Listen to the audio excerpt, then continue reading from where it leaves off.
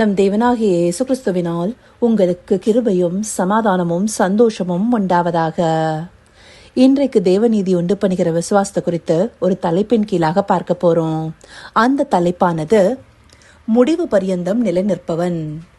இந்த வார்த்தைகள் வேதத்துல பல்வேறு இடத்துல வந்திருக்கு. முக்கியமா மத்தேயு 24 அதிகாரம் 13 வசனத்துல ஆண்டவராகிய இயேசு கிறிஸ்து தாமே முடிவு பரியந்தம் நிலைநிற்பவனே ரட்சிக்கப்படுவான்னு சொல்லியிருக்கிறாரு. இந்த இடத்துல மாத்திரம் இல்ல, மத்தேயு 10 அதிகாரம் 22 வசனம், மார்க் 13 அதிகாரம் 13 வசனம் போன்ற பகுதிகள்லயும் வந்திருக்கு. அப்படியாக முடிவு பரியந்தம் நிலைநிற்பதுனா என்ன? கடைசி வரைக்கும் நம்முடைய விசுவாசத்தை காத்து கொள்வது. இதற்கு நாம ஒரு சிறந்த மேற்கோளை பார்க்கணும்னா பவுலடியாரையே சொல்லலாம். அவர் தாமே 2 தீமோத்தேயு 4 அதிகாரம் 7 வசனத்துல என்ன சொல்லியிருக்கிறாரு? நல்ல போராட்டத்தை போராடினேன், ஓட்டத்தை முடித்தேன், விசுவாசத்தை காத்து கொண்டேன். அவருடைய வாழ்க்கையின் கடைசி நாட்கள்ல இந்த வார்த்தைகள் அவர் குறிப்பிட்டிருக்கிறாரு. ஏன்னா இதற்கு முன்பாக இருக்கிற வசனத்துல அவர் என்ன சொல்றாரு? நான் இப்பொழுதே பானபலியாக வார்க்கப்பட்டு போகிறேன், நான் தேகத்தை விட்டு பிரியும் காலம் வந்தது. அப்படியாக அவருடைய வாழ்க்கையின் கடைசி பகுதியில் அவர் சொல்லக்கூடிய வார்த்தை, நல்ல போராட்டத்தை போராடி ஓட்டத்தை முடித்தேன், விசுவாசத்தை காத்து கொண்டேன். அப்போ முடிவு பரியந்தம் நிலை நின்று நம்முடைய விசுவாசத்தை காத்து கொள்வது மிகவும் அவசியமா இருக்கு. அப்படியாக இருப்பவர்களுக்கு ஜீவ கிடத்தை வைத்திருக்கிறேன்னு சொல்லிட்டு ஆவியானவரும் சபைகளுக்கு சொல்கிற வார்த்தைகள்ல வெளிப்படுத்தின விசேஷத்துல குறிப்பிட்டிருக்கிறாரு. அந்தபடியாக விசுவாசத்தை கடைசி வரையில நாம காத்து கொள்பவர்களாக இருக்கணும். ஏன்னா இந்த விசுவாசத்தின் மூலமாகவே நாம இந்த உலகத்துல ஜெயமெடுக்கிறவர்களாக இருக்கிறோம். அதையும் நமக்கு வசனம் தெளிவா சொல்லுது. ஆனா இந்த விசுவாசத்தை காத்து கொள்வதுங்கிறது அவ்வளவு எளிதான காரியமா? ஆண்டவராகிய இயேசு கிறிஸ்து தாமே லூக்கா 18 அதிகாரம் 8 வசனத்துடைய கடைசி பகுதியில என்ன சொல்றாரு? ஆகிலும் மனுஷகுமாரன் வரும்போது பூமியிலே விசுவாசத்தை காண்பாரோ என்றார். அந்தபடியாக அவர் பூமிக்கு வரும்போது நம்மிடத்துல விசுவாசத்தை காணும்படியாக நாம் இருக்கணும் இல்லையா? அதற்காகவே இந்த வார்த்தைகளை வெளிப்படுத்துறாரு. ஏன்னா இந்த கடைசி நாட்கள்ல மனிதர்கள் எப்படி இருப்பாங்க, நாட்கள் எப்படி இருக்குங்கிறத வேதம் நமக்கு தெளிவா சொல்லுது. மத்தேயு 24 அதிகாரத்துல உலகத்துடைய முடிவு நாட்களை பத்தி ஆண்டவராகிய இயேசு கிறிஸ்து சீஷர்கள் இடத்துல சொல்றாரு இல்லையா?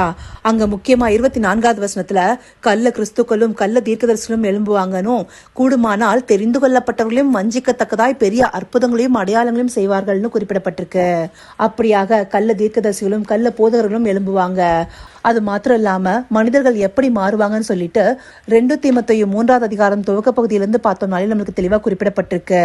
தற்பிரியர்களாக, பணப்பிரியர்களாக, வீம்புக்காரர்களாக, அகந்தையுள்ளவர்களாக, தூஷிக்கிறவர்களாக, பரிசுத்தம் இல்லாதவர்களாக, இந்தபடியா எல்லா துர்குணங்களோடும் மாறுவாங்க. இது எல்லாமே சுயத்தை வெறுக்கிறதுக்கு ஆப்போசிட்டா இல்ல இருக்கு. ஆண்டவராகிய இயேசு கிறிஸ்துவனுடைய சீஷன்னு சொன்னோம்னா நம்மை நாமே வெறுத்து நம்முடைய சிலுவையை எடுத்துக்கொண்டு அவரை பின்பற்றுகிறவர்களாக இருக்கணும். அப்படி சுயத்தை வெறுப்பதுங்கிறது தற்பிரியர்களாக இருக்கிறதுக்கு சமமா இருக்காது இல்லையா? அது தன்னுடைய சுயத்தை தள்ளி நாம மற்றவர்களுக்கு ஊழியர்களாக மாறுவதில் இருக்கு. ஆண்டவராகிய இயேசு கிறிஸ்து தாமே அவருடைய சீஷர்களுடைய கால்களை கழுவினார் இல்லையா? அந்தபடியான தாழ்மையின் குணம் நம்ம இடத்துல காணப்படுதா?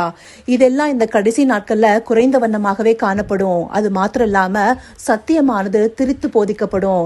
மக்களும் செவித்தின உள்ளவர்களாகி தங்களுடைய இருதயத்திற்கேற்ற வார்த்தைகளை நாடி போவாங்க. இப்படி சத்தியம் தள்ளுபடியாகும் காலமாகவும் மனிதர்கள் சுயத்தை விரும்புகிறவர்களாகவும் இருந்தா எப்படி விசுவாசத்துல நிலைத்திருக்க முடியும்? அப்படிப்பட்ட விசுவாசத்துல நிலைத்திருந்து முடிவு பரியந்தம் நிலைநிற்பவனே ரட்சிக்கப்படுவான்கிறத இந்த பகுதிகள் மூலமா தேவன் நமக்கு தெளிவுபடுத்துறாரு. இப்படியான ஜனக்கூட்டத்தோட நாம சேரக்கூடாது.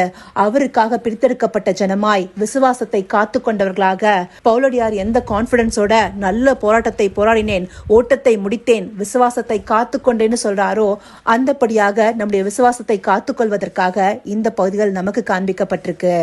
இதை உணர்வுள்ள இருதயத்தோடு பார்த்து முடிவு பரியந்தம் நிலைநிற்பவர்களாக, விசுவாசத்தினால் ரட்சிக்கப்படுவர்களாக இருக்க அவரை நோக்கி பார்ப்போமா?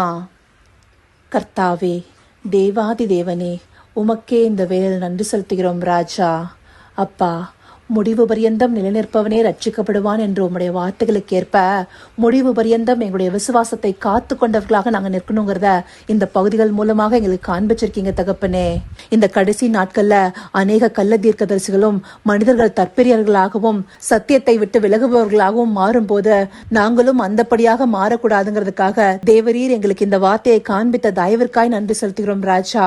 அந்தபடியாய் எங்களுடைய விசுவாசத்தை காத்து கொண்டு இந்த உலகத்துல ஜெயமெடுக்க தேவரீர் முடிவு பரியந்தம் நிலைநிற்கும்படியான உறுதியை எங்களுக்கு தந்தல்லுங்க ராஜா.